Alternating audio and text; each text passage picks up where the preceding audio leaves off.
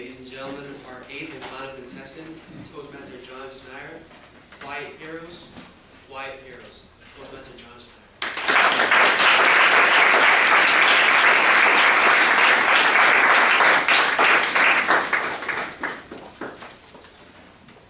Has the universe smiled at you? Has it given you someone to look up to? Someone to teach you? Someone to help you grow? Has the universe given you a hero? Contest Master, I've had many heroes. Fellow Toastmasters, I invite you to join us in our home in the 1960s, where, while watching the evening news, we saw a fire raging in a high-rise building. Imagine you see a fireman backing down a tall ladder with a baby cradled in his arm, saving her. Dad, wow, he's a hero. I want to be just like him. John, you're right. He is a hero. But you know, there are quiet heroes behind the scenes. People like fire inspectors who work hard every day to keep fires from happening. What do you think is better, John? Putting out a fire or not having one in the first place? You know, Dad made a really good point.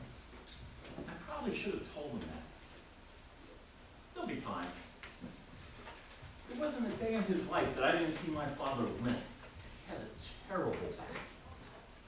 He used to take the train every day into New York City, and the constant jostling would shoot pain up his spine. I'd be waiting for him to get home, to get the newspaper, so I could read about one of my favorite heroes, Mickey Mantle, the star center fielder for the New York Yankees. Oh, I can still see Mickey. He was big, strong, and fast as a deer. Mickey hit towering home runs. He got a lot of headlines. Hey, Dad, I want to be just like Mickey Mantle. And even with his bad back, my father would take me out after dinner every night to play baseball. I can still see him squatting on this little stool he used to give me the signs so I could practice pitching. Come on, John. Give me a hard one now. I would wind up and I'd fire a flaming fastball. Bam! Woo! John, wow. That was a good one, son. You know, even Mickey Mantle couldn't have hit that one. When you're 10 and your dad tells you you could strike out your hero, you believe him. He was always so supportive. I probably should have told him that. There'll be time. After 3 years, I finally got to pitch in a real game. You should have seen my father. He was beaming with pride and joy. Great job, John. Your hard work has really paid off. Thank you. You know, it wasn't until years later I realized it was really Dad's hard work that had paid off. Probably should have told him that.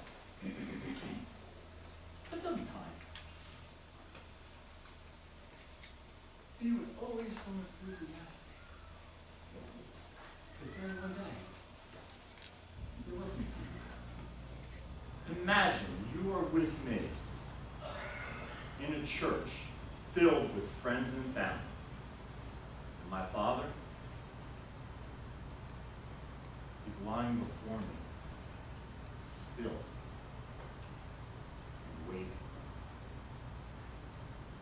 If you have ever been nervous giving a speech, then you might know the fear I felt that day, having to give my father's eulogy. I can still hear the organ playing softly. And as the choir finished singing and I rose to speak, I realized probably would never hear what I had to say. I had run out of time. Dad is gone. Everything I've shared with you today and all my other memories came rushing into my head. Why did I wait so long? Why didn't I tell him what he means to me? Why didn't I tell him? I love you, Dad. It was at that moment the universe smiled at me. I woke up, scared, shaking, soaked in sweat, and realized I'd been dreaming. Oh, I couldn't wait to call my father. We spoke for hours. I told him everything I'd learned from him. I told him about my dream. I told him what he meant to me. I said, Dad, I love you. Sometimes our dreams show us things we want to have. A fancy house, a fast car, lots of money. My dream showed me what I already have, but was taking for granted. Sometimes our heroes are right in front of us, but we don't see them. A fireman, ball player. No, I have just one hero, and I want to be just like my dad.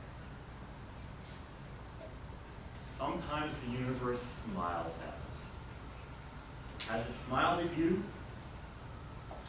Who are your heroes? Have you told them?